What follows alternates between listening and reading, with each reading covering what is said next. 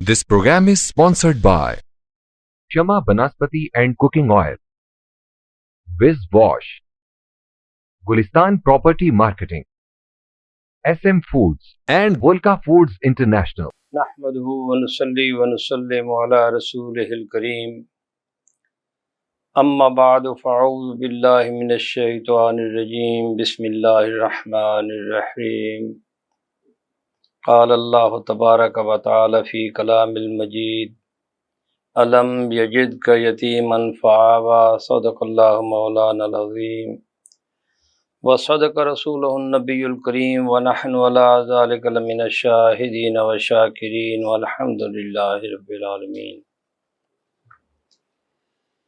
ناظرین محترم، آج ہم ذکر کر رہے ہیں اس عظیم ہستی کا جو اشار و وفا کا پیکر عتم تھے، جنہوں نے اپنی پوری زندگی رسول اللہ صلی اللہ علیہ وآلہ وسلم کی خدمت میں، آپ کی محافظت میں، آپ کی کفالت کرتے ہوئے، آپ کی نصرت کرتے ہوئے اور شب و روز آپ کے اشاروں کے تابع رہ کر زندگی بسر کرنے والے سیدنا ابو طالب علیہ السلام ہیں۔ ان کا وجود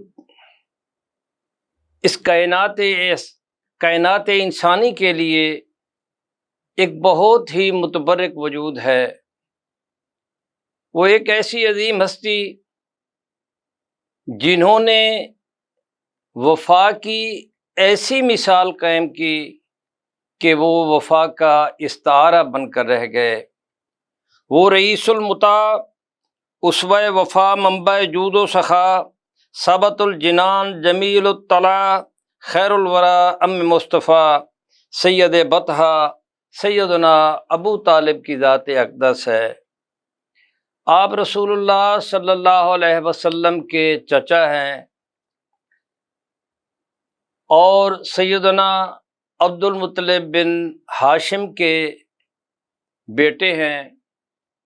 رسول اللہ صلی اللہ علیہ وسلم سیدنا عبد المطلب کا بھی نام بڑے فخر سے لیا کرتے تھے، اس لیے کہ وہ استقامت کی علامت تھے۔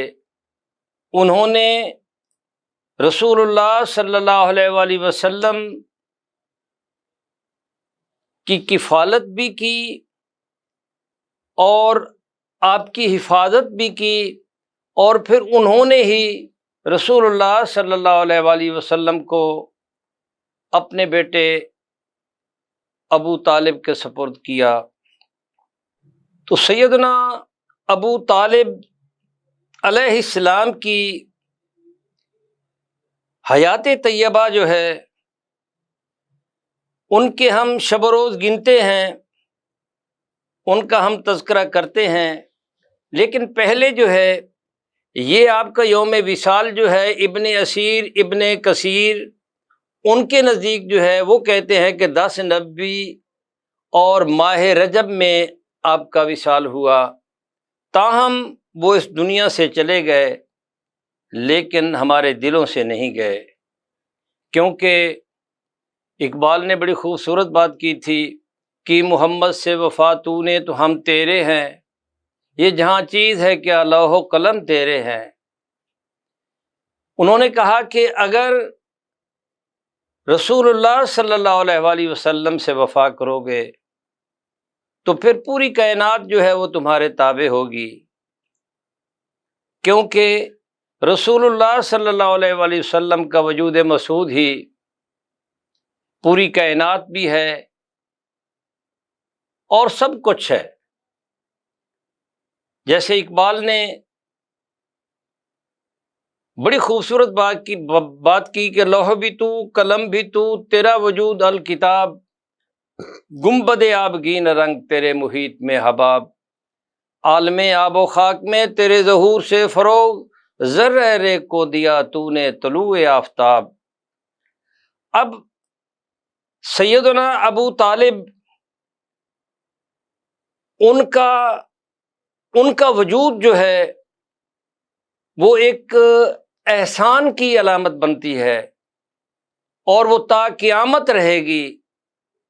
अब हम देखते हैं कि रसूलुल्लाह सल्लल्लाहु अलैहि वसल्लम का नूर जो है ये सबसे पहले अल्लाह रब्बुल इज़्ज़त ने पैदा फरमाया, तख्लीक फरमाया और आदम अलैहिस्सलाम की पेशानी में रखा, और फिर ये नूर नबूवत, ये पाक सुल्बों से पाक रहमों में मुंतकिल होता हुआ ये इस्तक़रार पज़ीर हुआ सैयदना अब्दुल्ला की सुल्ब में, और वहाँ से मुंतकिल हुआ सैयदतुना आमना बिन्त वहब की रहम में, और रसूलुल्लाह सल्लल्लाहु अलैहि वसल्लम इस दुनिया में तशरीफ़ लाए। अब जब तशरीफ़ आवरी हुई तो रसूलुल्लाह सल्लल्लाहु अलैहि वसल्लम के वालिद मुकर्रम सैयदना अब्दुल्ला इस दुनिया से रुखसत हो चुके थे। अभी आप अपनी वालदा मुकर्रमा के शिक्म अतहर में थे कि आपके वालिद मुकर्रम जो हैं वो इस दुनिया से पर्दा फरमा गए और मदीना शरीफ जो है वो मदफून हुए, और आपकी तालीम व तरबियत, रज़ात, किफ़ालत सैयदना अब्दुल मुत्तलिब की ज़ेर निगरानी रज़ात के मराहिल भी तय हुए, और आगोश भी सैयदतुना आमना बिन्त वहब की आपको 6 साल मुयस्सर रही। अब 6 साल के बाद सैयदतुना आमना सलामुल्लाह अलैहा का साया भी उठ गया, तो किफ़ालत सैयदना अब्दुल मुत्तलिब के ज़िम्मे आई। 2 साल आपने गुजारे, तो 2 साल के बाद आप भी इस दुनिया से तशरीफ़ ले गए, लेकिन उन्होंने भी हक़ अदा कर दिया। सैयदना अब्दुल मुत्तलिब को इतना प्यार था, इतनी मोहब्बत थी कि वो कमाल शफ़क़त फरमाते, आपके बग़ैर, आपके देखे बग़ैर रह न सकते, और जब आपके जाने का वक्त आता है तो कमाल शफ़क़त है, कमाल मोहब्बत है, अपने तमाम बेटों को बुलाते हैं और उनको सामने बिठाकर रसूलुल्लाह सल्लल्लाहु अलैहि वसल्लम जो अभी 8वें बरस में हैं, फरमाते हैं, अपने बेटों से भी पूछते हैं, लेकिन ऑप्शन जो है वो रसूलुल्लाह सल्लल्लाहु अलैहि वसल्लम को दिया जाता है कि आप जिस की आगोश में जाना पसंद करते हैं आप जा सकते हैं। तो रसूलुल्लाह सल्लल्लाहु अलैहि वसल्लम को सैयदना अबू तालिब की आगोश जो है वो भली लगती है, वो पसंद आती है, और आप उठते हैं और सैयदना अबू तालिब की आगोश में तशरीफ़ ले जाते हैं, वहाँ बैठ जाते हैं। और फिर सैयदना अब्दुल मुत्तलिब अपने बेटों को, बिलखसूस सैयदना अबू तालिब को ये नसीहत करते हैं, वसीयत फरमाते हैं कि मोहम्मद जो है ये मुझे सबसे प्यारा है, जैसे मैंने उनकी किफ़ालत और रज़ात की है, जैसे मैंने उनका ख्याल रखा है, आपने भी सब कुछ भुलाकर उनका ऐसे ही ख्याल रखना है। तो फिर कायनात इंसानी का हर फर्द जानता है कि रसूलुल्लाह सल्लल्लाहु अलैहि वसल्लम की किस अंदाज से सैयदना अबू तालिब ने किफ़ालत फरमाई और किस तरह आपने ध्यान रखा پھر اس کے بعد ہم تھوڑا سا آگے بڑھتے ہیں اور رسول اللہ صلی اللہ علیہ وآلہ وسلم کے اور چچا بھی ہیں، آپ نے اپنے اور چچاؤں کا بھی بیان کیا ہے۔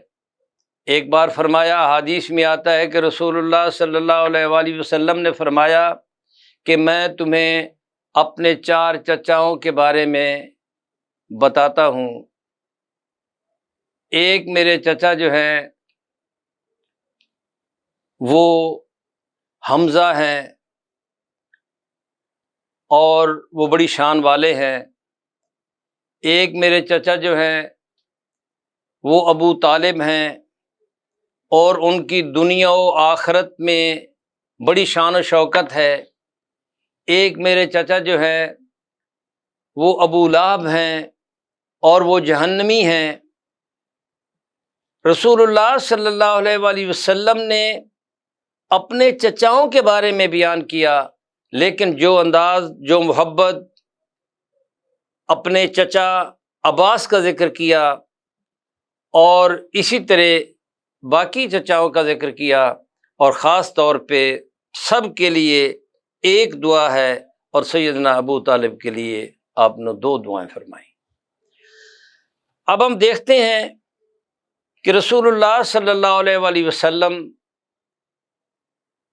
تواریخ میں آتا ہے کہ سیدنا ابو طالب تجارت فرمایا کرتے تھے، اور مکہ کے بازار میں آپ کی ایک کپڑے کی دکان بھی تھی، اور رسول اللہ صلی اللہ علیہ وآلہ وسلم آپ کی معاونت فرمایا کرتے تھے، اور بارہا آپ نے رسول اللہ صلی اللہ علیہ وآلہ وسلم کو تجارتی قافلوں کے ساتھ بھی بھیجا۔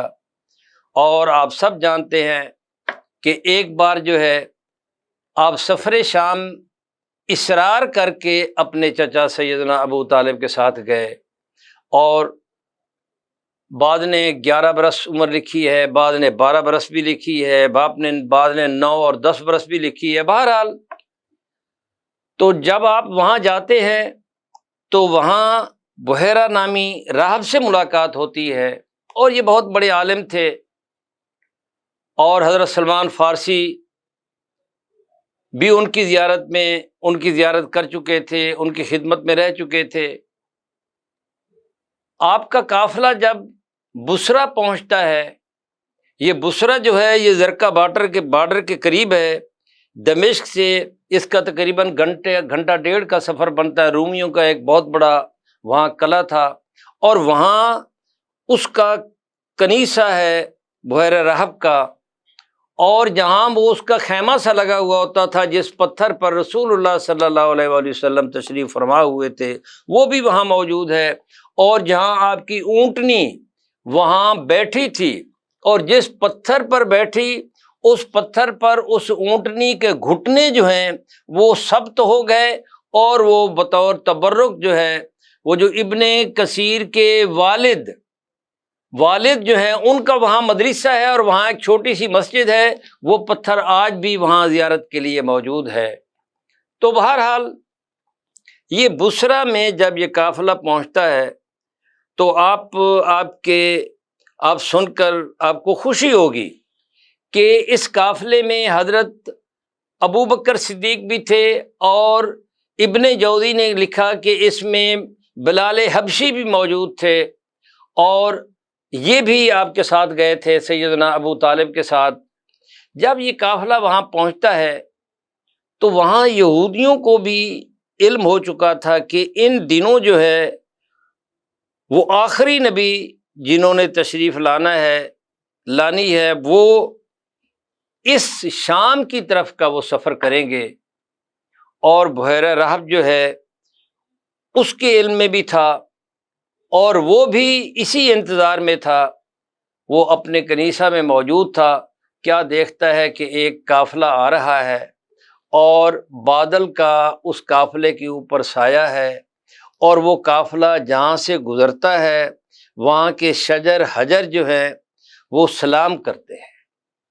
اب بحیرہ رحب جو ہے وہ کہتا ہے کہ یہ شجر اور حجر جو ہے یہ سوائے نبی کے کسی کے سامنے نہ جھکتے ہیں نہ سلام کرتے ہیں۔ اب اس قافلے کی دعوت کرتا ہے، اور دعوت میں سب کو بلاتا ہے، اور جب سب پہنچ جاتے ہیں تو جس درخت کے نیچے رسول اللہ صلی اللہ علیہ وآلہ وسلم موجود تھے، اس کے اوپر بادل کا سایہ جو ہے وہ بادل وہاں موجود تھا، بادل اس قافلے کے ساتھ نہیں آیا۔ تو وہ بحیرہ راہب پوچھتا ہے کہ بھائی آپ کا کوئی رہ تو نہیں گیا؟ انہوں نے کہا نہیں، کوئی نہیں رہا سوائے ایک بچے کے جو ابو طالب کا بھتیجا ہے۔ تو وہ بحیرہ راہب کہتا ہے کہ اس کو بھی بلاؤ۔ جب بلاتے ہیں تو وہ بادل کا ٹکڑا جو ہے وہ ساتھ ساتھ سایہ کرتا ہوا چلا آ رہا ہے۔ تو بحیرہ راہب نے جب دیکھا تو وہ پہچان گیا کہ جو آخری نبی ہے وہ دنیا میں تشریف لا چکے ہیں۔ پھر یہ سب آپ جانتے ہیں، آپ نے پھر مہر نبوت بھی دیکھی۔ اس کے بعد آپ نے سیدنا ابو طالب سے سوال جواب کیے، کیا ان کے والد زندہ ہیں؟ انہوں نے کہا کہ نہیں جی۔ کیا وہ وفات پا چکے ہیں؟ وفات پا چکے ہیں، میں ان کا چچا ہوں، کفالت میں کر رہا ہوں۔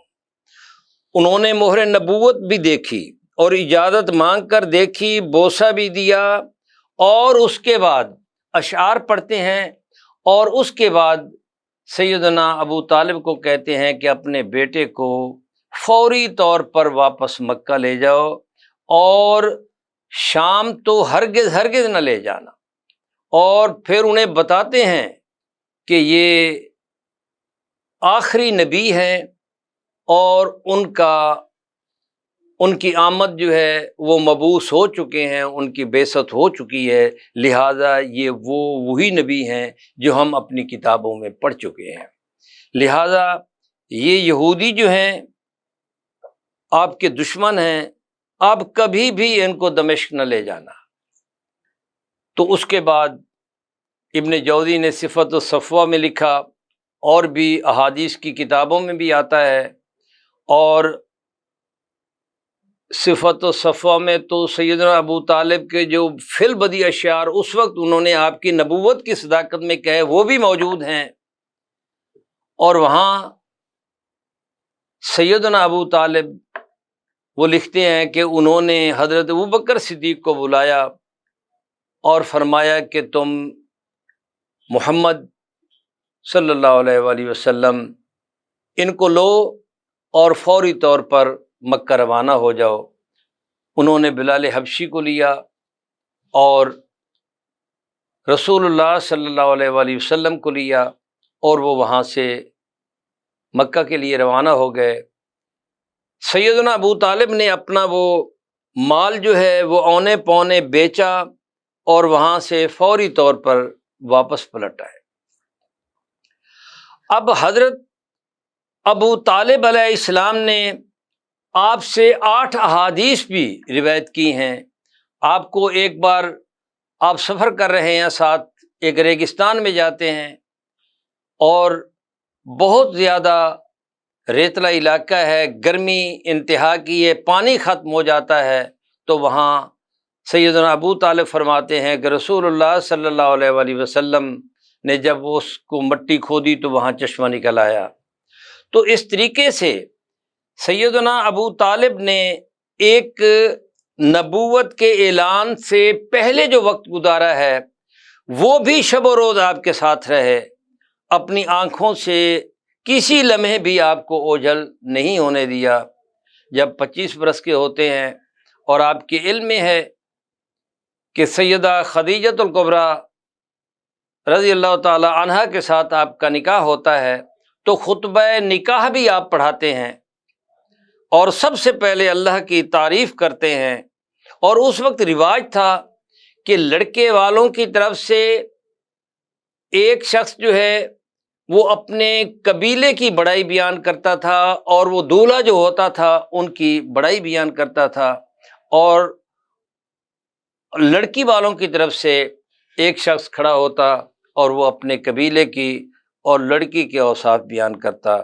ادھر سے ورقہ بن نوفل نے بیان کیے، اور اس طریقے سے نکاح پڑھانے کی سعادت بھی رسول اللہ صلی اللہ علیہ وآلہ وسلم کی سیدنا ابو طالب کو نصیب ہوئی، اور جو اس کے جو بھی واجبات ہوتے ہیں، وہ جتنے اوقیہ بنے، جو ہوا وہ بھی سب کا سب جو ہے سیدنا ابو طالب نے ادا کیا۔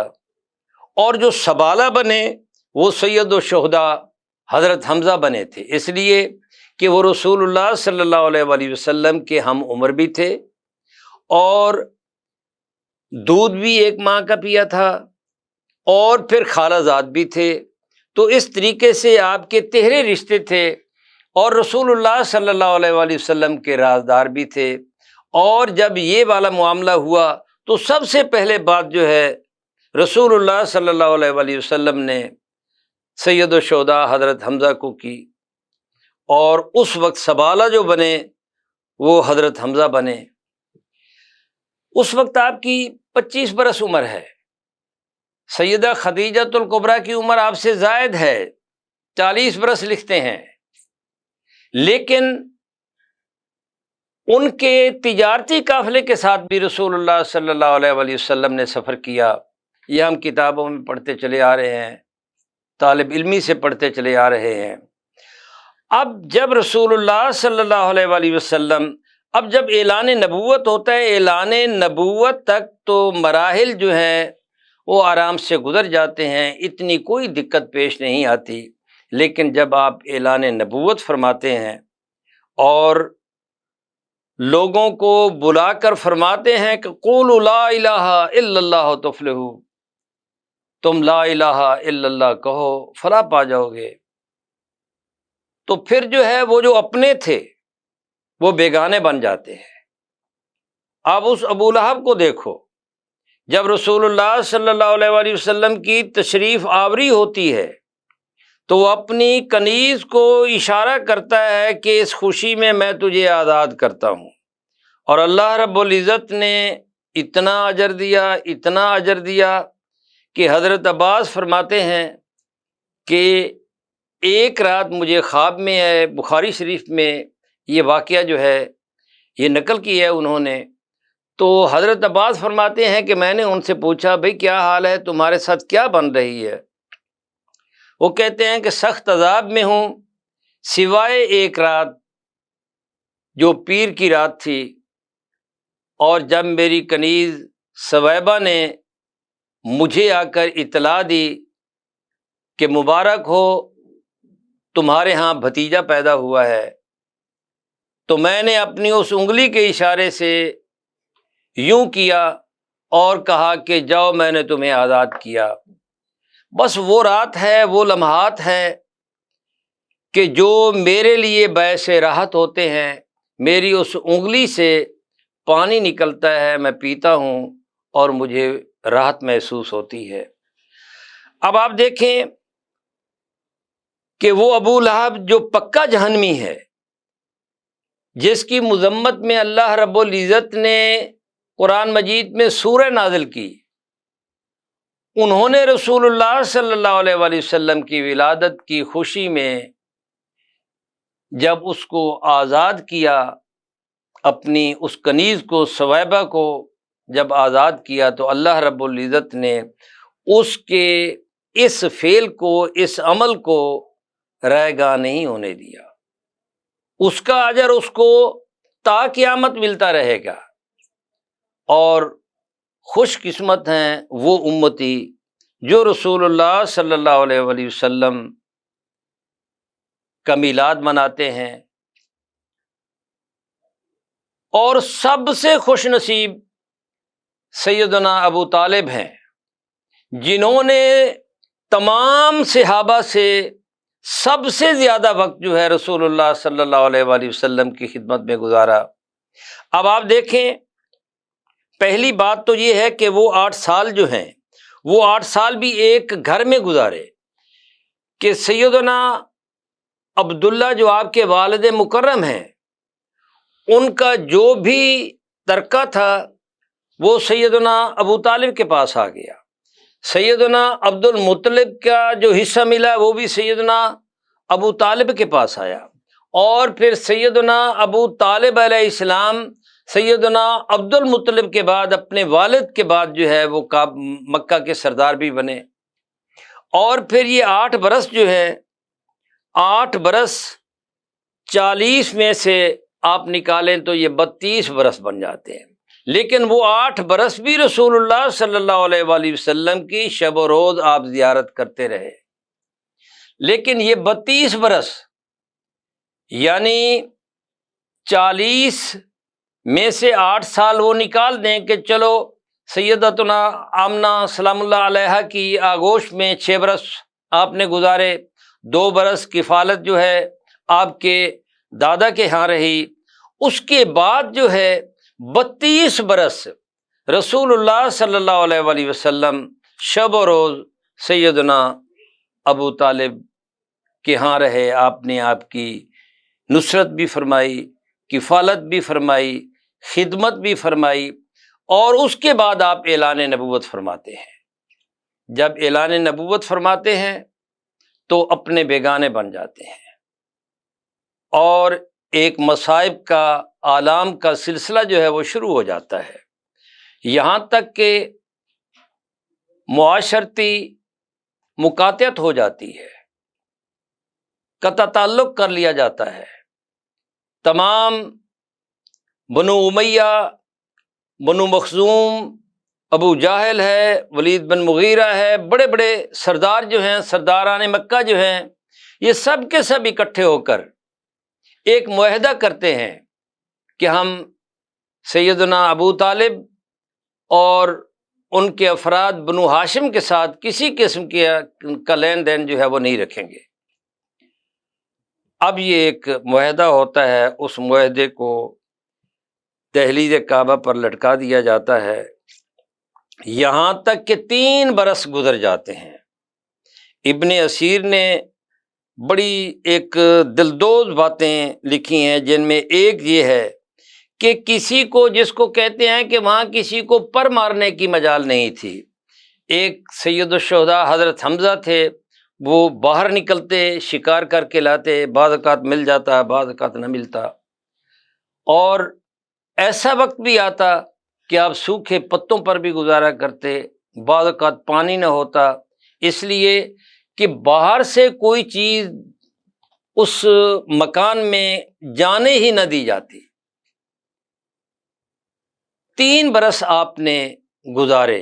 اب آپ دیکھیں کہ 3 برس شب و روز سیدنا ابو طالب جو ہیں رسول اللہ صلی اللہ علیہ وآلہ وسلم کے چہرہ عطر کی، چہرہ اقدس کی زیارت فرماتے رہے۔ اور پھر ایک منفرد، تاریخ کا منفرد واقعہ یہاں پیش آتا ہے، وہ یہ ہے، تمام مورخین نے لکھا ہے، وہ منفرد واقعہ یہ ہے کہ رسول اللہ صلی اللہ علیہ وآلہ وسلم جب سب سو جاتے تو سیدنا ابو طالب جو ہیں وہ جاگتے رہتے، اور پھر رسول اللہ صلی اللہ علیہ وآلہ وسلم کا بستر تبدیل کرتے، آپ کے بستر پر اپنے کسی بیٹے کو یا اپنے بھتیجے کو سلا دیتے، اور آپ کا بستر تبدیل کر کے آپ کو اس جگہ سلاتے جو کسی کے وہم و گمان میں نہ ہوتی، یعنی ان کو یہ گمان نہ ہوتا کہ آج رسول اللہ صلی اللہ علیہ وسلم اپنی اس چارپائی پہ جو ہے وہ سوئیں گے یا نیچے سوئیں گے یا جو بھی ہے۔ تو یہ واقعہ جو ہے یہ ایسا نہیں ہے کہ کوئی شخص جو ہے اپنی اولاد پر اپنے بھتیجے کو ترجیح دے، تو یہ ایک ایمان کی بات ہے۔ یہ وہ ایمان ہے جس کو ہم توحید و رسالت کا نام دیتے ہیں۔ سیدنا ابو طالب جانتے تھے کہ آپ نبی برحق ہیں، اسی لیے ان کے بستر پر اپنے بیٹوں کو سلا دیتے کہ میرے بیٹے قربان ہو جائیں، لیکن رسول اللہ صلی اللہ علیہ وآلہ وسلم کو کچھ نہ ہو۔ یہ 3 سال کے شب و روز گزر جاتے ہیں، اور 3 سال گزرنے کے بعد ایک دن رسول اللہ صلی اللہ علیہ وآلہ وسلم اپنے چچا ابو طالب کو فرماتے ہیں کہ یہ جو انہوں نے معاہدہ لکھا تھا اور دہلیز کعبہ یا بیت اللہ شریف میں لٹکایا تھا سوائے اللہ کے نام کے، باقی سب حروف جو ہے وہ دیمک چاٹ گئی ہے۔ اب اگلی بات سنیں، کیا کمال کی، کیا خوبصورت بات ہے۔ سیدنا ابو طالب رسول اللہ صلی اللہ علیہ وآلہ وسلم سے پوچھتے ہیں، اے میرے بھتیجے مجھے یہ بتاؤ کہ کیا یہ بات تمہیں تمہارے رب نے فرمائی ہے؟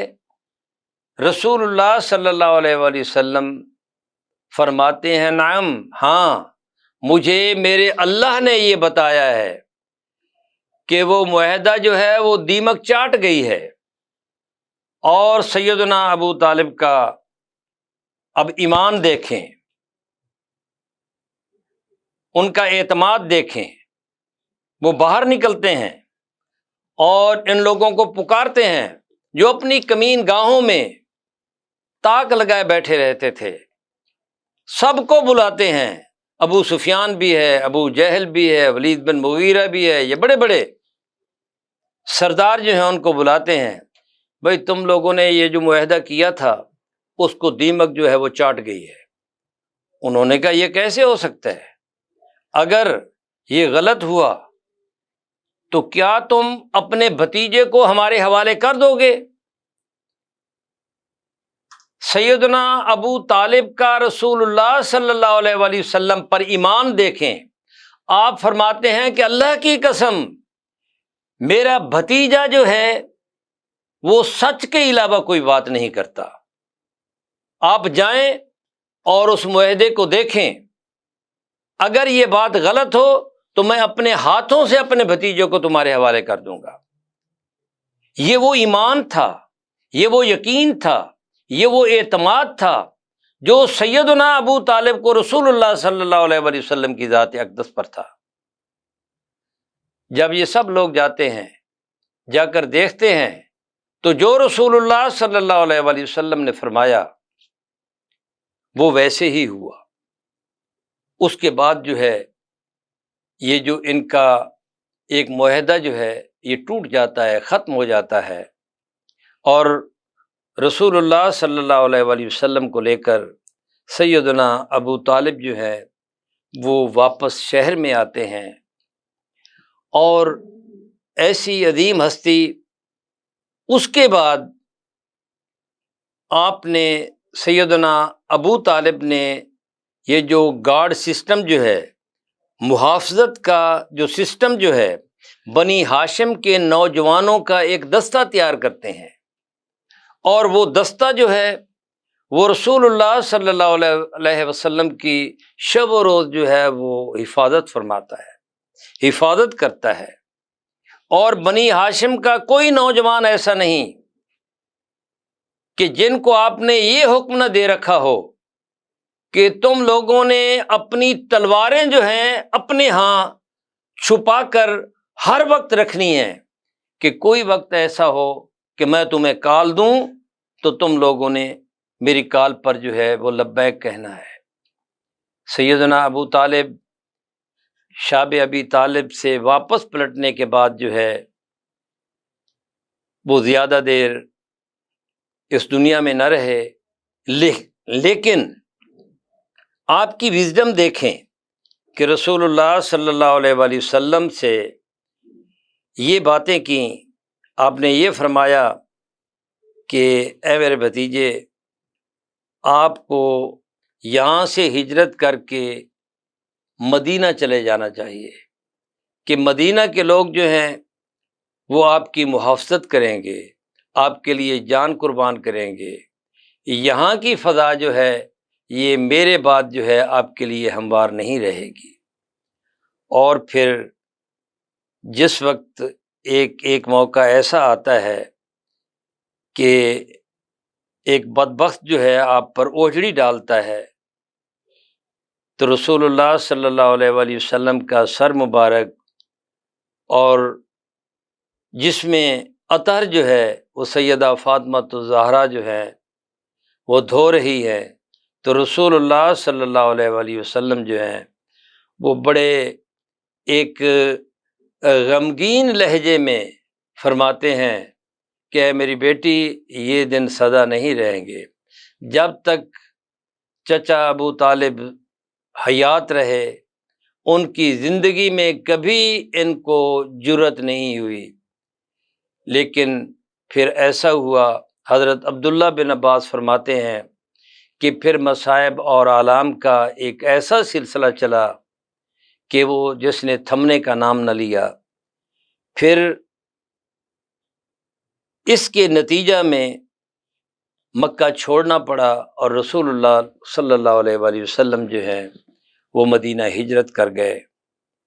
سیدنا ابو طالب علیہ السلام اس دنیا سے چلے گئے، لیکن وہ وفا، وہ ایثار اور محبت کی ایسے مثالیں چھوڑ گئے کہ جو رہتی دنیا تک ہمیں مہمیز دیتی رہیں گی کہ جینا ہے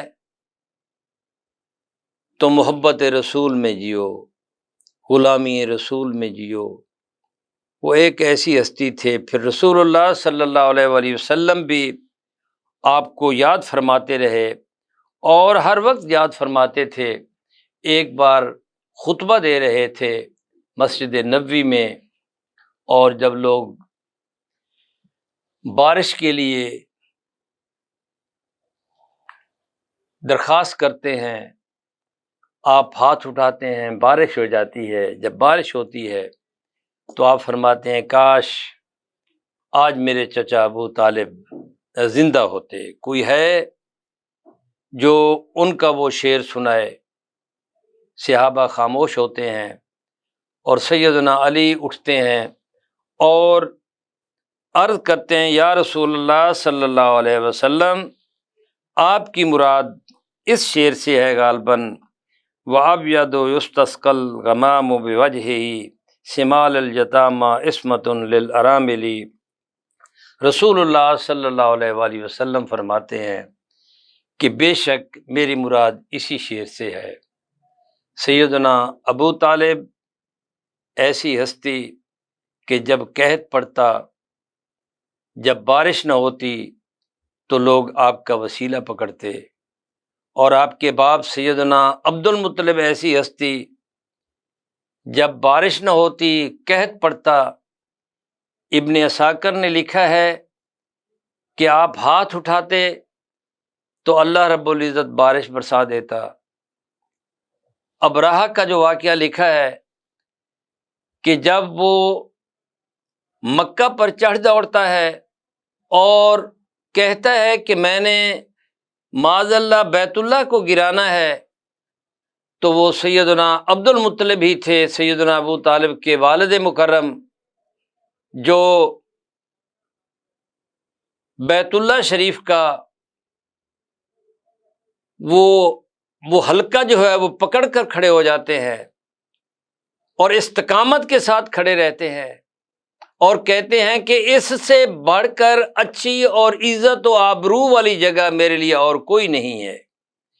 پھر آپ صفا کی پہاڑی پہ آتے ہیں اور وہاں دعا مانگتے ہیں، اور پھر آپ کی پیشانی میں جو نور محمدی چمک رہا تھا وہ وہاں سے ایک نور نکلتا ہے اور پھر وہ بیت اللہ شریف کے اوپر آتا ہے اور پھر ہیولہ بن کر جو ہے آسمان کی طرف اٹھتا ہے۔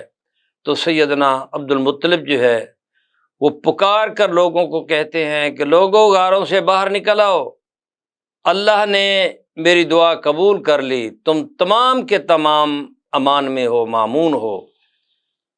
اور پھر ایسا ہی ہوتا ہے کہ اپنے بیٹے سیدنا عبداللہ کو بھیجتے ہیں کہ جاؤ ابرہہ کا حال معلوم کر کے آؤ، تو پتہ چلتا ہے کہ اللہ رب العزت نے آبابیل بھیج کر ان کے پورے لشکر کو تہس نہس کر دیا، کاسف معقول، کھائے ہوئے بھس کی مانند کر دیا۔ سیدنا عبد المطلب اشار و وفا کا استعارہ،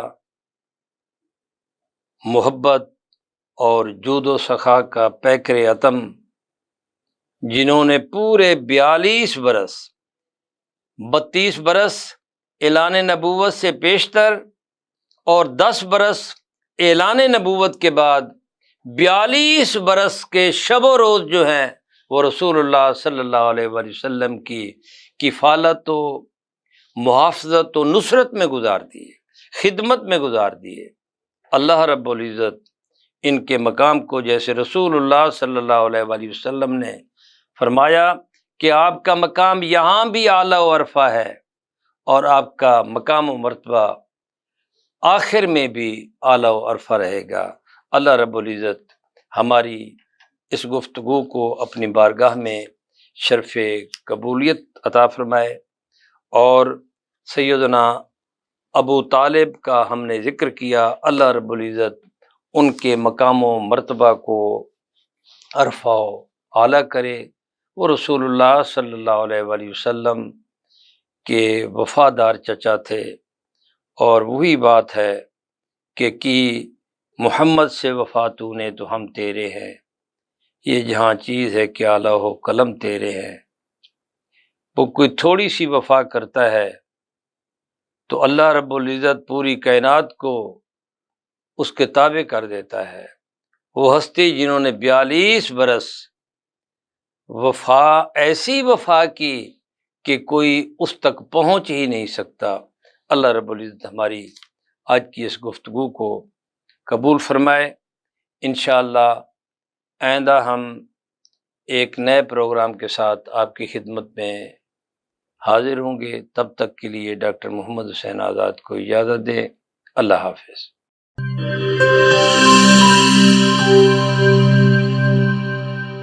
बोले दिल की बोलियां, जायके की जुबान है शमा,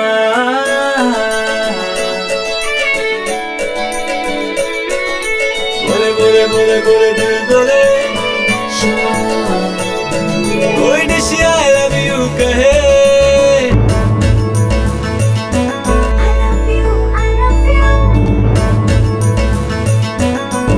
कोई मिस यू का सिग्नल बने, शमा की हो महफिल, रौनक बने बीटेबल।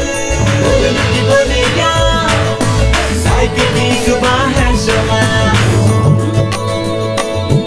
अभी मम्मी का है ये दुआ,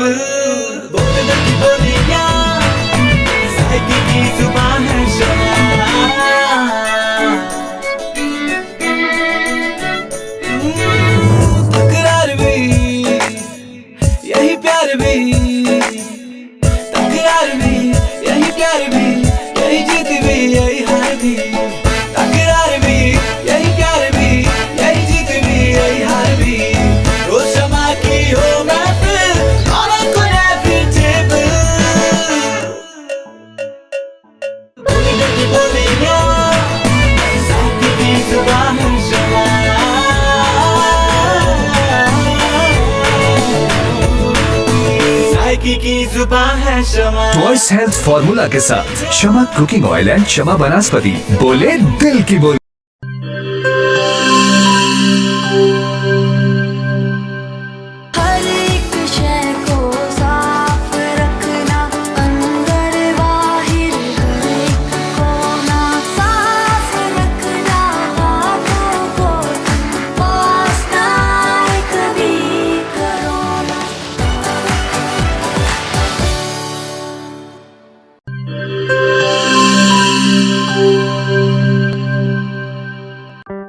कोरोना में एहतियात का सभी बोलते हैं, मगर मुकम्मल एहतियात कोई भी नहीं करता।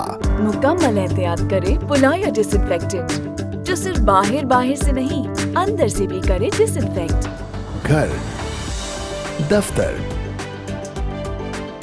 मस्जिद, शॉपिंग मॉल्स, हॉस्पिटल्स, किसी भी जगह फ्रूट्स, वेजिटेबल्स और रोजमर्रा के इस्तेमाल की चीजों को करे मुकम्मल डिसइंफेक्ट। WHO की रिकमेंडेशंस के मुताबिक तैयार किया गया और पाकिस्तान की तमाम मुस्तनद लेबोरेटरी से सनद याफ्ता पुलायर डिसइंफेक्टेंट जो करे हर तरह के जर्म्स और वायरसेस का 99.9% खात्मा।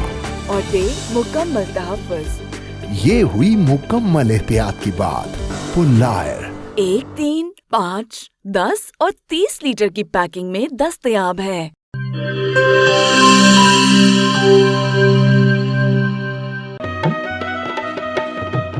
ठीक है, पैसे तेरी मर्जी दे, लेकिन मैं को वॉशरूम, टॉयलेट ते फर्श शीशे वाली कार लिश्क दा चाहिए।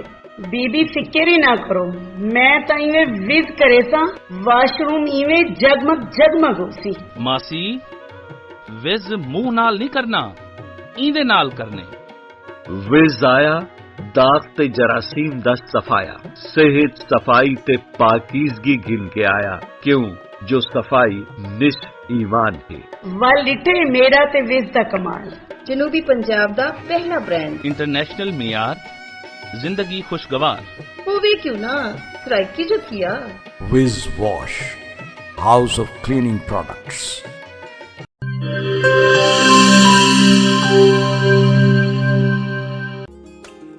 मिस्त्री साहब, इंदा कुछ थी सकसी? पट के नवा लग सी। पैसे कितने ते टाइम कितना? 8000 2 दिहाड़े। इयो नवा थी वैसी बाजी। तुसा करे सो ए करे सी, ओ भी 2 मिनट है। ठीक है ना, 5000 मैं देता।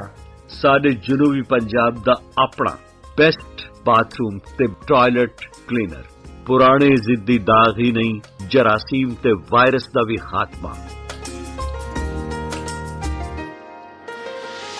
मिस्त्री से 5000 घिन आयो। खुले पैसे हैं। विज दा मतलब शर्तिया सफाई। फखर नाल गिनो, एतमाद नाल वरतो। Wiz Wash, House of Cleaning Products.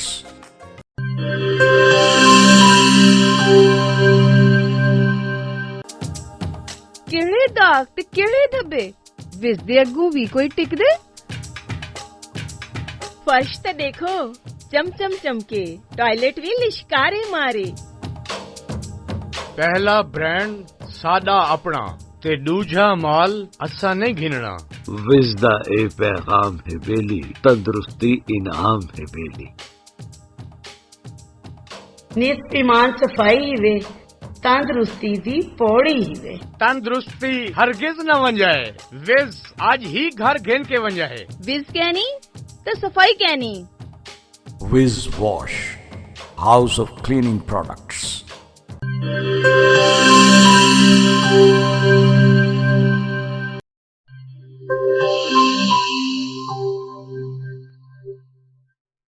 This program is sponsored by Shama Banaspati and Cooking Oil, Wiz Wash, Gulistan Property Marketing, SM Foods and Volca Foods International.